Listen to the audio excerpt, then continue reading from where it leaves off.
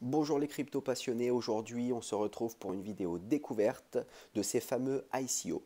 Donc si vous ne connaissez pas, vous êtes vraiment au bon endroit et si vous connaissez, ce sera peut-être une piqûre de rappel ou bien certains éléments qui vont vous aider à mieux comprendre l'environnement de ces ICO. Donc on va directement commencer par le sommaire. Donc dans cette, on va faire une définition simple de l'ICO, vous présenter quelques chiffres, pourquoi certaines entreprises vont recourir à ce type de levée de fonds, pour qui sont faites justement ces formes de levée de fonds, les problématiques liées à ces ICO, quelques points pour vous éviter certaines surprises et notamment les arnaques. Je vais vous présenter quelques ICO en cours avec leurs projets et bien sûr comment y investir ou pas si vous souhaitez dans ces ICO. On va commencer par la définition. Je l'ai tirée de Wikipédia, elle est très bien et elle est très claire. Donc une ICO, donc une Initial Coin Offering, est une méthode de levée de fonds fonctionnant via l'émission d'actifs numériques échangeables contre des crypto-monnaies durant la phase de démarrage d'un projet. Ces actifs, appelés tokens, jetons numériques, sont émis et échangés grâce à la technologie blockchain. Donc c'est très important qu'elle repose justement sur cette technologie blockchain. On va un petit peu voir justement quelques chiffres de ces ICO.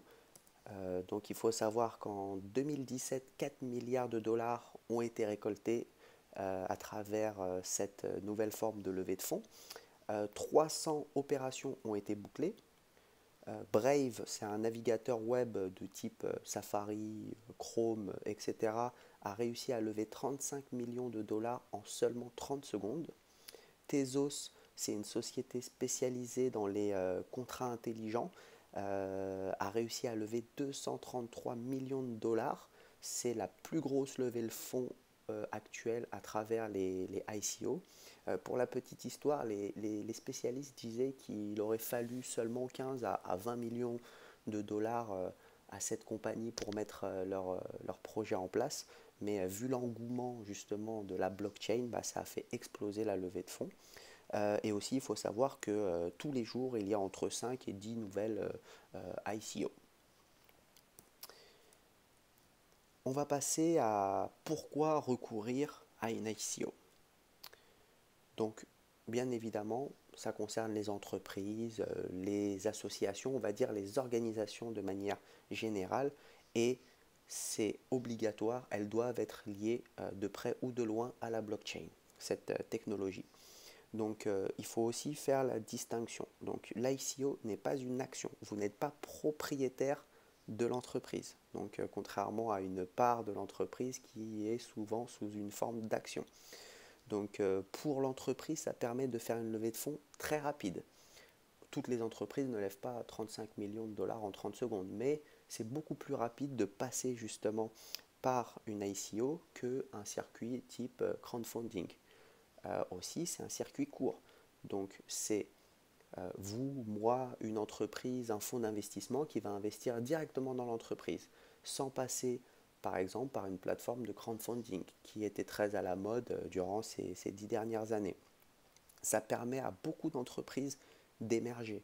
Donc, des entreprises peut-être qui étaient déjà existantes et qui ont fait appel à une ICO, ou bien carrément à des petites entreprises plus jeunes ou qui sont encore dans l'idée, donc, mais par contre il faut quand même une équipe pour mettre une ICO en place. Mais voilà, ça permet à des projets de décoller et d'être d'une part connus et d'autre part de récolter beaucoup de fonds. Ensuite, pour qui faire justement ces ICO? Donc principalement, c'est pour les investisseurs. Les investisseurs, ceux qui croient en les projets ou seulement ceux qui veulent gagner de l'argent. Donc il faut savoir qu'en ce moment, sur les ICO, il y a beaucoup de spéculation et suivant le projet, il peut y avoir de très gros potentiels de développement et donc se retrouver en amont du projet, ça permet de maximiser ses profits le jour où le projet est lancé. Aussi, il faut se dire qu'on achète, vous voyez, des actifs numériques échangeables. Donc, pas tous, mais souvent, on achète des tokens et puis on peut voir comment le projet avance, si le projet prend de l'ampleur, si la communication autour du projet est plus forte, et on peut même revendre ces tokens avant expiration ou avant l'arrivée de la date, entre guillemets, de clôture de l'ICO. Juste à titre d'exemple, l'Ethereum, monnaie qui frôle les 800 dollars actuellement, elle était à seulement 0,40 cents à sa levée de fonds, donc à son ICO. Et bien sûr, pour les plus philanthropes d'entre nous, ça peut aider le porteur de projet à arriver justement à arriver à construire son projet, de passer justement du projet entre guillemets fictif, idée, au projet réel. Donc même si c'est sur le web, voilà, ça reste quand même quelque chose de concret où il y aura des gens qui travaillent derrière et qui soutiennent ce projet. Et donc par contre, il y a un prérequis pour tous les investisseurs, il faut absolument posséder des crypto-monnaies. Vous voyez, comme je vous ai dit, c'est lié de proche ou de loin à la blockchain. Et donc, si vous n'avez pas de crypto-monnaie, donc vous n'êtes pas lié justement à cette blockchain, donc vous ne pourrez pas en acheter. Mais aujourd'hui, il y a plein de plateformes qui proposent d'en acheter facilement. Donc généralement, c'est soit du Bitcoin, soit de l'Ether. Mais aujourd'hui, voilà, il y a d'autres monnaies qui montent. Donc je pense qu'à terme, il y aura beaucoup plus de monnaies qui permettront justement d'acheter ces ICO. Ensuite, forcément, il y a des problématiques qui sont liées à ces ICO. Sinon, ce serait trop beau pour tout le monde, mais voilà, il y a quand même quelques risques. Donc, il faut savoir que une ICO, c'est une levée de fonds, et une levée de fonds, c'est pour une entreprise, pour l'aider à lancer son projet. Mais la garantie de réussir ce projet n'est pas garantie à 100%. C'est lié au marché, c'est lié à la conjoncture, il y a vraiment énormément de facteurs qui peuvent ou non aider ce projet à arriver à terme, mais ça reste quand même quelque chose de risqué. Donc quand vous investissez 1 € dans cette entreprise à en devenir, vous n'êtes pas sûr de récupérer ce 1 €. Vous pouvez récupérer 10 comme vous pouvez récupérer 0. Donc c'est vraiment un risque très élevé. Ensuite, il y a vraiment une bulle. Ça ne veut pas dire que ça va exploser, ça ne veut pas dire que c'est mauvais, mais il y a un engouement tel pour cette technologie donc que les ICO peuvent être vendus peut-être un petit peu plus cher que le prix réel. Donc ça, c'est quelque chose à prendre en compte. Donc si vous pensez en regardant une entreprise qui émet une ICO que c'est quelque chose d'intéressant et que ça vaut le prix, eh ben, il faut y aller, mais sinon faites attention. Il y a encore une volatilité très forte. C'est aussi un petit peu le problème. Les ICO, le jour où l'ICO arrive à terme, eh ben, vous pouvez vous retrouver à faire les montagnes russes. Et donc, si vous n'êtes pas prêt, par exemple, à holder vos tokens pendant X temps, si vous voulez vraiment faire une achat-vente, c'est quelque chose qui est assez volatile et donc difficile à contrôler, on va dire, pour quelqu'un qui est novice. Et aussi, quelque chose de très important, et pas des moindres, c'est le manque de visibilité sur la législation. Donc il faut savoir que les États commencent à légiférer sur cette question d'ICO.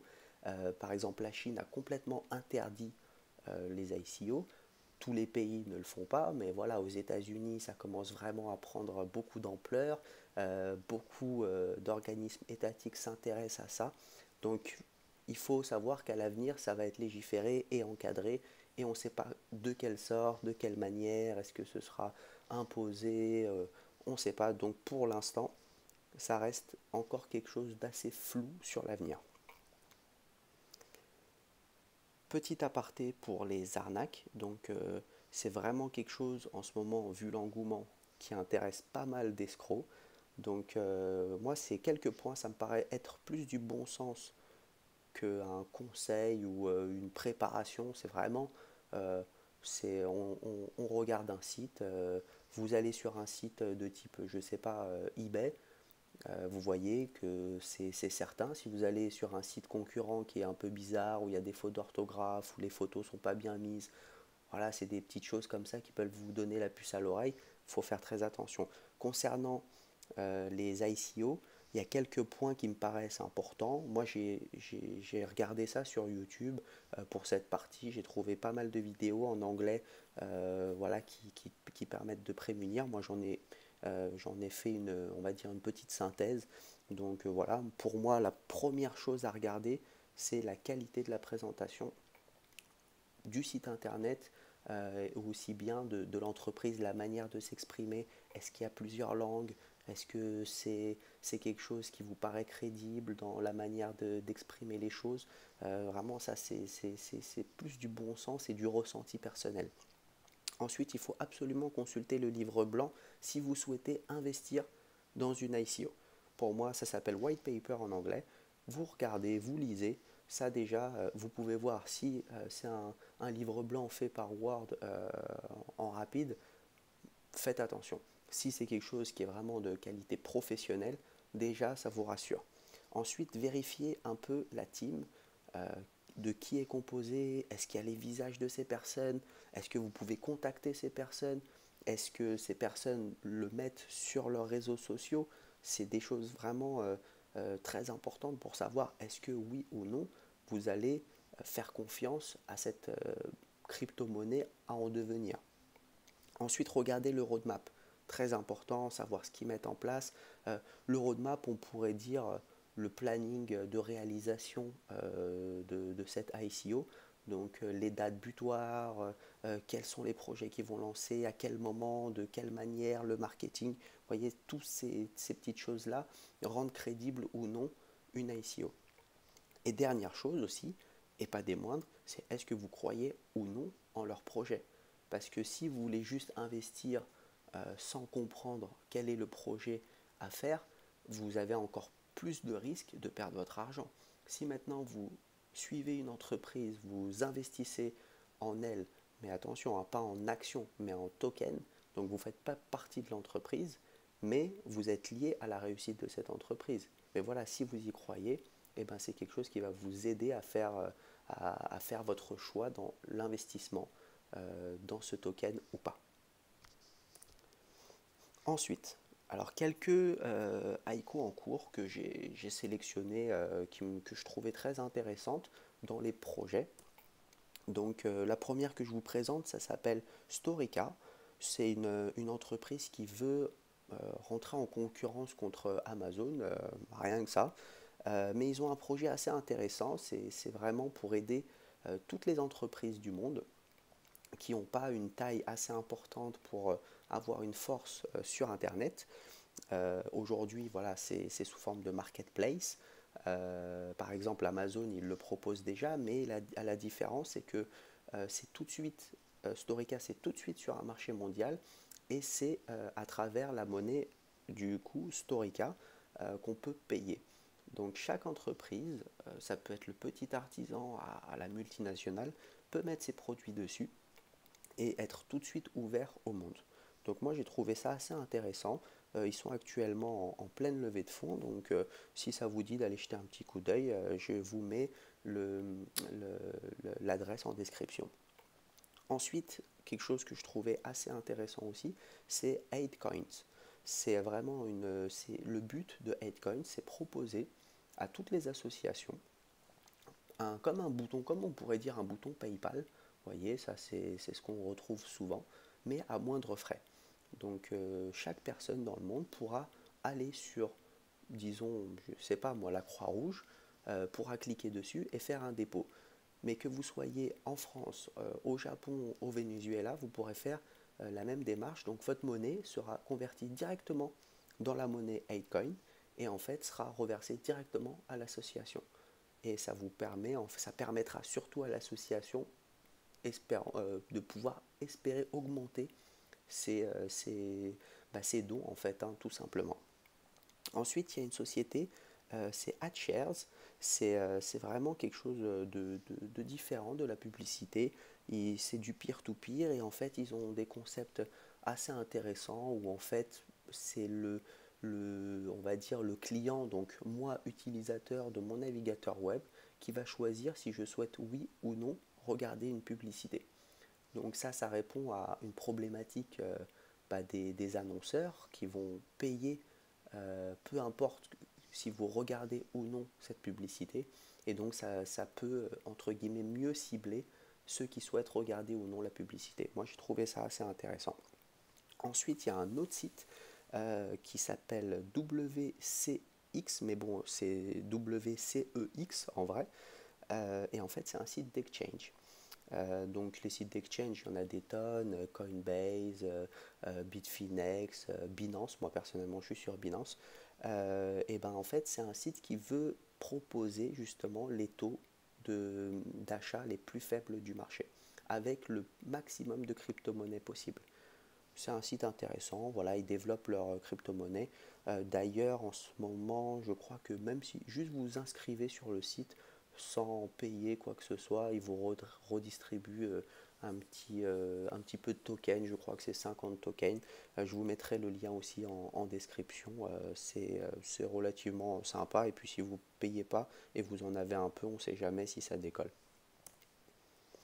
Ensuite, comment investir? Donc aujourd'hui, il y a des plateformes spécialisées qui vont regrouper ces ICO. Après, voilà, là vous avez les trois plus représentés sur Internet. Donc Token Market, moi c'est mon préféré, ICO Market ou ICO Bazaar.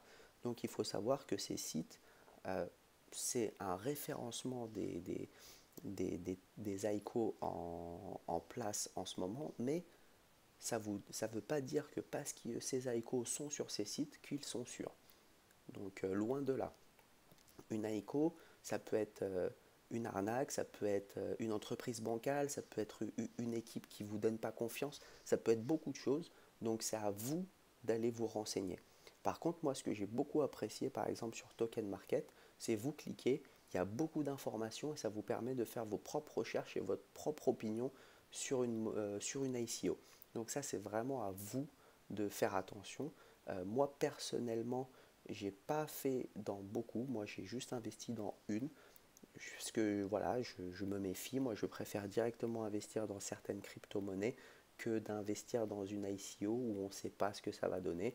Mais voilà, il y a des exemples qui peuvent donner envie justement d'investir, comme l'Ethereum qui est passé de 0,4 centimes à 800 dollars. Donc voilà, c'est quand même un investissement qui peut porter ses fruits, mais c'est pas forcément sans risque.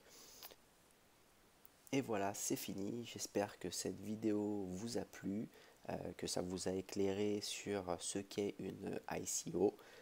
N'hésitez pas à me mettre un petit pouce bleu, ça fait toujours plaisir. Et si vous souhaitez retrouver d'autres vidéos, à vous abonner à la chaîne Labo Crypto. Eh bien, je vous remercie à tous les crypto passionnés d'avoir pris le temps de regarder cette vidéo et je vous dis à bientôt.